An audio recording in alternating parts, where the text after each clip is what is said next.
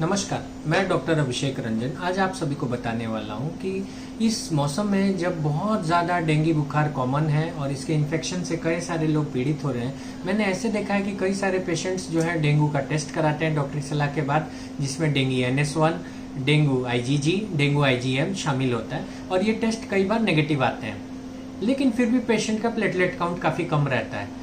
ज़्यादातर जो किट्स बने होते हैं, जिन किट्स की बदौलत ये एंटीबॉडीज टेस्ट की जाती हैं, IgG IgM की बात करें तो ये किट्स आपको 3 स्ट्रेन जो मेन डेंगू के हैं जिनको पकड़ने के लिए काबिल है उनके ही पहचान कर सकते हैं। लेकिन डेंगू वायरस का चौथा स्ट्रेन भी है और चौथा स्ट्रेन जो इतना कॉमन नहीं था इस बार के सीजन में काफ़ी आम तौर पर देखा जा रहा है। डेंगू वायरस के चलते बॉडी के अंदर अनेकों प्रकार के अलग अलग प्रक्रियाएं होती हैं, जिसकी वजह से बॉडी में न सिर्फ शिथिलता आती है, अत्यधिक कमजोरी आती है, बल्कि आपके प्लेटलेट्स काउंट अचानक से गिरने लगते हैं। प्लेटलेट्स काउंट का गिरना, इसके साथ साथ कई बार मैंने पाया है कि पेशेंट्स के अंदर TLC भी काफी कम हो जाती है। इसके साथ साथ हीमोग्लोबिन की भी कमी होती है। दरअसल जो कमी होती है उसके पीछे का कारण होता है बोन मैरो डिप्रेशन, जो डेंगू वायरस इन्फ्लेमेशन के बाद कॉज करता है। अब ऐसे माहौल में जब डेंगू का इन्फेक्शन इनका रैम्पेंट हो और बार बार आपको आ रहा हो, तो इसके लिए क्या सावधानियां होनी चाहिए? डेंगू वायरस के लिए सबसे बड़ी सावधानी यह है कि अगर आपको शक है कि आपको फीवर हो रहा है, बहुत ज़्यादा बॉडी में दर्द है, बहुत ज़्यादा आपको अत्यधिक पीड़ा है और बहुत सुस्ती कमजोरी लग रही है, और कई बार मैंने ऐसे पेशेंट्स को देखा है कि इन सारे लक्षणों के बाद पेशेंट्स का प्लेटलेट किया तो मात्र 5-10 हज़ार कम है, 1,40,000 1,30,000 है। इसके बावजूद बार बार पेशेंट एक ही कंप्लेन करता है कि सर हमें जबरदस्त बुखार आ रहा है, ठंड लग रही है और साथ साथ बदन पूरा टूट रहा है। आपको सावधान होना चाहिए, डेंगू टेस्ट कराना चाहिए।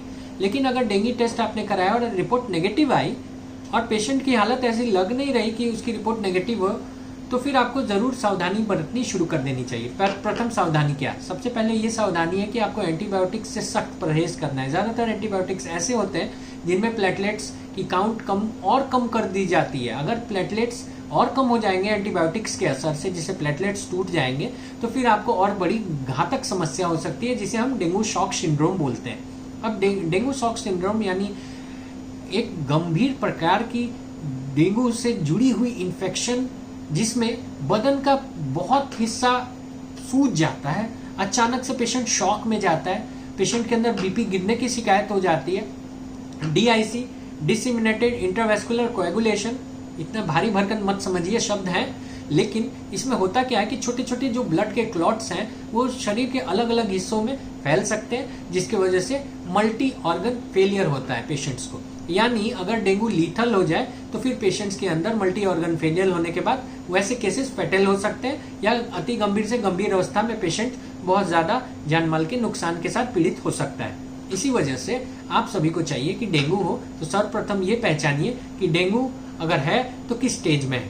अलग स्टेजेस में डेंगू को बांटा गया है। अगर आपको खुश्की होने लगे, दम फूलने लगे, आपका पूरा बदन सूज रहा हो, सांस लेने में तकलीफ हो, तो इसका मतलब डेंगू गंभीर अवस्था में जा रहा है।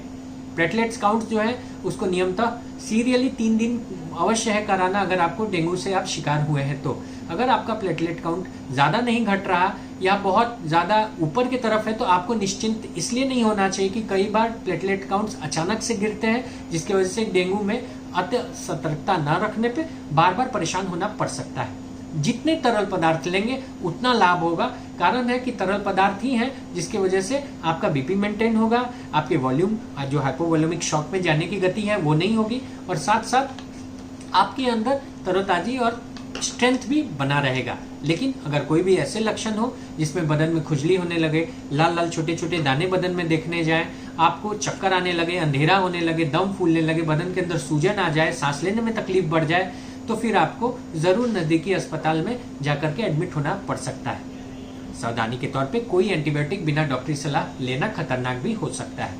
कई ऐसे पेशेंट्स हैं जिनको डेंगू के साथ साथ टाइफाइड की भी समस्या हो सकती है। इस वजह से मैं रिक्वेस्ट करना चाहूंगा कि अगर आपको डेंगू और टाइफाइड दोनों है तो मोस्ट इंपॉर्टेंट है कि आप डेंगू का सर्वप्रथम इलाज करिए, और डेंगू के इलाज के बाद आप टाइफाइड पे फोकस कर सकते हैं, क्योंकि डेंगू एक ऐसा बीमारी है, एक ऐसा इन्फेक्शन है जिसका अपना साइकिल है, अपनी गति है। अगर उस साइकिल को आप वंस क्रॉस ओवर कर जाते हैं तो फिर आपको दिक्कत, समस्या, जान के ऊपर खतरे की नहीं रह जाती, फिर आप टाइफाइड का इलाज कर सकते हैं। इस जानकारी के साथ आज इस वीडियो में इतना ही, क्योंकि सीजन डेंगू का है और मेरे कई सारे ऐसे पेशेंट्स हैं जो मैं रोज देख रहा हूँ, कोई सिक है उसे एडमिट कर रहा हूँ हमारे नए हॉस्पिटल में। इसी वजह से मैं चाहता था कि आप सभी को इसके बाबत जागरूक कर पाऊँ। आज के लिए इतना ही, धन्यवाद, जय हिंद।